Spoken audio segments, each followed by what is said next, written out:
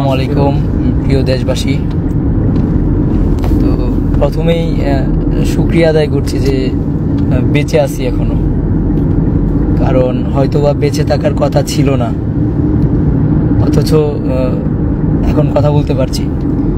বিভিন্ন ষড়যন্ত্র প্রতিনিয়তই ঘিরে আছে এবং বিভিন্নভাবে আমাদেরকে বিভিন্ন বিপদের সম্মুখীন করার চেষ্টা চলছে। আমরা আজকে এই আলিফ ভাইয়ের বাড়িতে গিয়েছিলাম, সার্জিস ভাই, হাসনাত ভাই সহ আমাদের সাথে 3টা গাড়ি ছিল। তো আমরা কবর জিয়ারত করতে গিয়েছিলাম চট্টগ্রামের কর্মসূচি শেষ করে। আমরা কবর জিয়ারত শেষে ফেরার পথে সৌভাগ্যবশত আমরা গাড়ি চেঞ্জ করে ফেলেছিলাম। যে হাসনাত ভাই, সার্জিস ভাই একটা গাড়িতে ছিল, আমি একটা গাড়িতে ছিলাম এবং আমার বন্ধুরা, আমার ভাইয়েরা অন্য আরেকটা গাড়িতে ছিল। তো আমরা একটু পিছিয়ে আসতেছিলাম, প্রায় 5-7 মিনিটের রাস্তা পিছিয়ে আসতেছিলাম, আর সামনে আমাদের ওই গাড়িটা ছিল। তো একটা ট্রাক এসে উদ্দেশ্য প্রণোদিতভাবেই আমাদের যেই গাড়িটা ছিল সেই গাড়িটাকে ট্রাক চাপা দেওয়া হয়।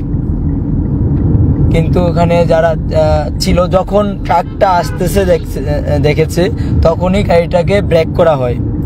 কিন্তু গাড়িটাকে ব্রেক করা সত্ত্বেও আবার সেখানে এই ট্রাক চাপা দেওয়া হয়। এবং আপনারা, আমার সাথে আমার একজন বন্ধু আছে যে ছিল ওখানে। তো বন্ধু, মূলত ঘটনাটা কি ঘটছিল? আর পাশাপাশি হচ্ছে ওই গাড়িতে ট্রাক চাপা দেওয়ার পরেও আমাদেরকে যে সকল ভাইয়েরা ছিল ওই লোহাগড়ার, ওই আলিফ ভাইয়ের এলাকার, ওনারা আমাদেরকে এগিয়ে দিতে আসতেছিলেন। তো একটা বাইকেও গাড়িতে ট্রাক চাপা দেওয়ার পরে আরো 2টা বাইকে ট্রাক চাপা দেওয়া হয়। এবং পরবর্তীতে যখন ড্রাইভারকে জিজ্ঞেস করা হয়, তার কাছ থেকে কোনো আনসার থাকে না। সে বলে যে তাহলে কি আমাকে মারবেন, মেরে ফেলেন, মামলা দিবেন, মানে অনেক ভিত্তিহীন কথাবার্তা বলতেছিল। এবং পরবর্তীতে আমরা জানতে পারি যে যেই গাড়িটা ছিল, যেই ট্রাকটা ছিল, সেই ট্রাকের মালিক হচ্ছে একজন আওয়ামী দূষর। সে এখন পলাতক আছে, তার বিরুদ্ধে মামলা করা হয়েছে। আসলে আমরা জানি না আমাদের নিরাপত্তাটা কোথায়।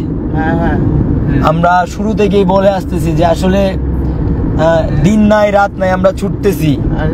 যখন যেখানে যেই সমস্যাটা হচ্ছে আমরা যাচ্ছি, কথা বলতেছি, আমরা আমাদের জায়গা থেকে কাজ করছি। কিন্তু একটা মহল, শুধু একটা মহল নয়, কিছু মহল শুরু থেকে এখন পর্যন্ত আমাদের পেছনে এমন ভাবে লেগে আছে আমাদের ক্ষতি করার জন্য, যার প্রতিফলন আপনারা আজকে দেখেছেন। তো আমরা আসলে জানি না যে আজকে আমি আমার আব্বার সাথে বা আম্মার সাথে ফোন কল করার পরে আবার পরবর্তীতে আর কখনো আমি আমার আব্বু আম্মুর সাথে কথা বলতে পারবো কিনা সেই নিশ্চয়তা আমাদের নেই। আমরা যেই মানুষগুলো আছি, আমাদের কারোরই সেই নিশ্চয়তাটুকু নেই। তো আমার কাছে মনে হয় এটা সার্জিস, হাসনাত বা আমাকে মেরে ফেলার জন্য এটা করা হয় নাই। এটা বৈষম্যবিরোধী ছাত্র আন্দোলন, অর্থাৎ বাংলাদেশের সাধারণ জনতার স্বপ্নকে মেরে ফেলার জন্য এটা করা হয়েছে। এবং প্রতিনিয়ত প্রত্যেকটা জায়গায় এখনো এই ষড়যন্ত্রগুলা চলছে। মানে মুভি স্টাইলে যেভাবে বিভিন্ন নেতাদেরকে বা হচ্ছে চক্রান্ত করে, ষড়যন্ত্র করে, ট্রাক চাপা দিয়ে, ট্রেন চাপা দিয়ে, বিভিন্ন ভাবে রোড অ্যাক্সিডেন্ট করিয়ে মেরে ফেলা হয়, ঠিক একইভাবে প্ল্যানটা করা হয়েছে আমার কাছে মনে হয়। তো আমরা জানি না আসলে আমাদের নিরাপত্তাটুকু কোথায়। কিন্তু পরিষ্কারভাবে বলতে চাই, এগুলা করে আমাদেরকে দাবায় রাখতে পারবেন না। একজন হাসনাত, একজন সার্জিস মারা গেলে বাংলাদেশে এখন হাজার হাজার সার্জিস হাসনাত আছে। বাংলাদেশে কথা বলার জন্য হাজার হাজার এখন সার্জিস হাসনাত আছে। একজন সার্জিস হাসনাতকে মেরে ফেলে যদি মনে করেন যে বাংলাদেশকে বা হচ্ছে এই আমাদের যেই স্বপ্নটা দেখছি, আমরা যেই বাংলাদেশের স্বপ্ন দেখছি, সেই বাংলাদেশের স্বপ্নটাকে ভুলিয়ে দেবেন, তাহলে আপনারা বুকার স্বর্গে আছেন। অথবা যদি ভেবে থাকেন এই 2-4 জনকে মেরে ফেলে আবার আওয়ামী পুনর্বাসন হবে বা স্বৈরাচারীরা আবারও দেশে ফিরে আসবে, এই স্বপ্ন ভুলে যাবেন। তাই পরিষ্কারভাবে বলতে চাই, যারা এই হত্যাকাণ্ড ঘটানোর ষড়যন্ত্রের সাথে লিপ্ত ছিল, প্রত্যেককেই দ্রুত সময়ের মধ্যে বের করতে হবে এবং এই ঘটনা সুষ্ঠু তদন্ত করতে হবে। দেখেন, পরপর কিছু কিছু ঘটনা ঘটতেছে। গতকালকে আমার একজন সহযোদ্ধা আইনজীবী ভাইকে এই ইসকন জঙ্গি সংগঠন কুপিয়ে হত্যা করেছে। আজকে আমাদেরকে ট্রাক চাপা দিয়ে মেরে ফেলার পায়তারা করেছে। এই ঠিক একইভাবে প্রতিনিয়ত কোনো না কোনো ষড়যন্ত্র চলছে, কোনো না কোনো ষড়যন্ত্র চালিয়ে যাচ্ছে আমাদেরকে দাবিয়ে দেওয়ার জন্য। তাই আমরা পরিষ্কারভাবে বলতে চাই, এখনো যে আওয়ামী দোসররা ঘোরাফেরা করছে, মুক্ত হাওয়ায় ঘুরে বেড়াচ্ছে, এর ফলস্বরূপ আপনারা আপনাদের সন্তানদের লাশ দেখতে পারবেন। হয়তোবা দেখেছেন, গতকালকে আপনাদের একজন সন্তানকে কুপিয়ে হত্যা করেছে। এটা হচ্ছে আওয়ামী লীগের দৃষ্টান্তমূলক এখনো শাস্তি প্রদান না করার ফসল। যদি আরো লেন্দি হয়, আপনারা যদি এই স্থবিরতার ভেতরে থাকেন, সিস্টেমের ভেতরে থাকেন, তাহলে হয়তোবা আরো লাশ দেখতে হবে পরবর্তীতে।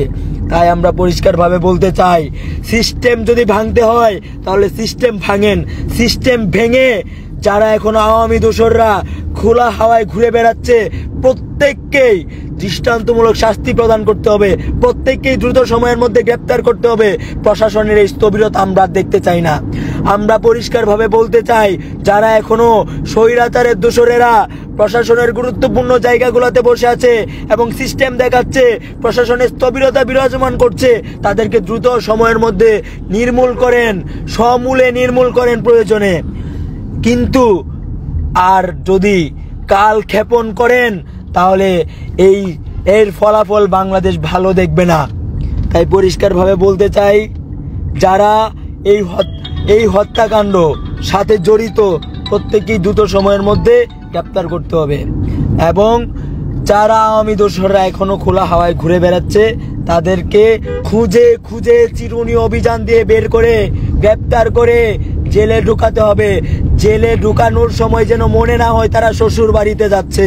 আমাদের আলেম ওলামাদেরকে তারা জিঞ্জির পরিয়ে, শিকল পরিয়ে টেনে হিস্টে নিয়ে যেত, আর তাদেরকে ডাব খাওয়ানো হয়, শ্বশুর বাড়ির আদর করা হয়। এই জিনিসগুলা যদি আবার পুনরাবৃত্তি ঘটে, তাহলে হুঁশিয়ারি করে বলে দিচ্ছি, দ্বিতীয়বার আবারও আমরা রাজপথে নামতে একবারও ভাববো না। আমরা যা হারানোর সব হারিয়ে ফেলেছি। আমাদের মরে যাওয়ার কথা ছিল, আমাদেরকে মৃত্যু ভয় দেখিয়ে লাভ নেই। আমরা সেদিনেই মরে গেছি, এখন বোনাস লাইফ লিড দিচ্ছি। তাই পরিষ্কারভাবে বলতে চাই, দ্রুত সময়ের মধ্যে এদের বিরুদ্ধে ব্যবস্থা নিশ্চিত করতে হবে এবং সেটা দৃশ্যমান হতে হবে।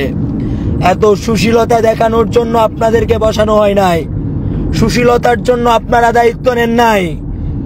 আপনাদেরকে বিপ্লবের স্পিরিট ধারণ করতে হবে। তাই দ্রুত সময়ের মধ্যে প্রত্যেকটা ঘটনার সুষ্ঠু তদন্ত করতে